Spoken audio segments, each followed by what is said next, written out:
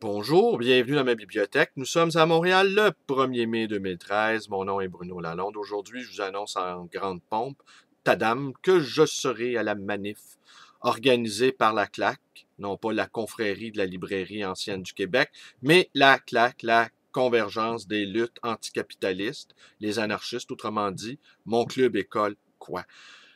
Hier, sur ma page Facebook, beaucoup d'interventions intelligentes sur la liberté d'expression. Je les partageais dans une très large mesure. J'apporterai simplement deux petits bémols, des bémols. La première, je pense que les réseaux sociaux n'ont pas encore donné toute la mesure de leur capacité de réplique.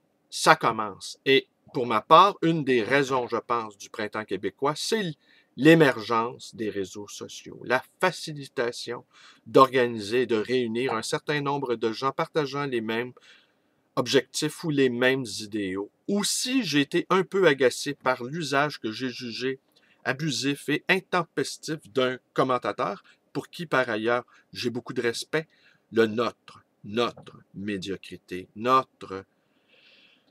Je veux bien que nous utilisions ce notre pour nous qualifier, surtout négativement, mais à ce moment-là, il serait bon de faire bonne mesure aussi et de rappeler que cette société, que nous souhaitons meilleure et plus juste, n'est pas sans qualité également. Et que si nous voulons utiliser le notre, eh bien, il faudra toujours aussi à ce moment-là qu'on fasse la juste part des choses, n'est-ce pas? La fameuse juste part. Et n'est-ce pas là un des traits caractéristiques des individus et des peuples qui se connaissent mal? Soit nous nous surestimons, soit nous nous sous-estimons.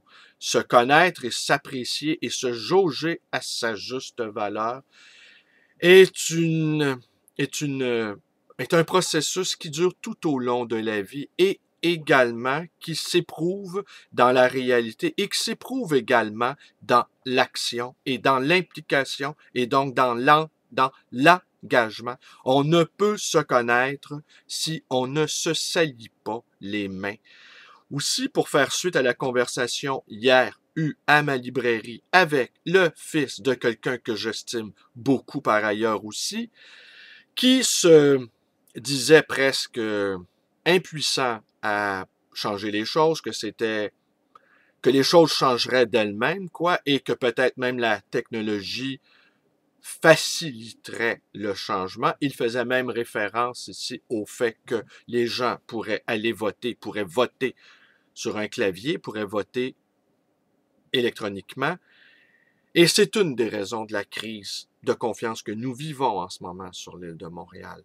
C'est que les gens ne se sont pas impliqués. Ils ont délégué une bonne part de leurs responsabilités et de leurs prérogatives à des élus qui n'en valaient pas la peine.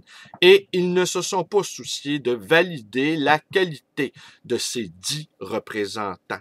Et ici, j'en accuse plus sévèrement les petits propriétaires, les propriétaires fonciers, ceux qui possèdent des biens ou encore des avoirs.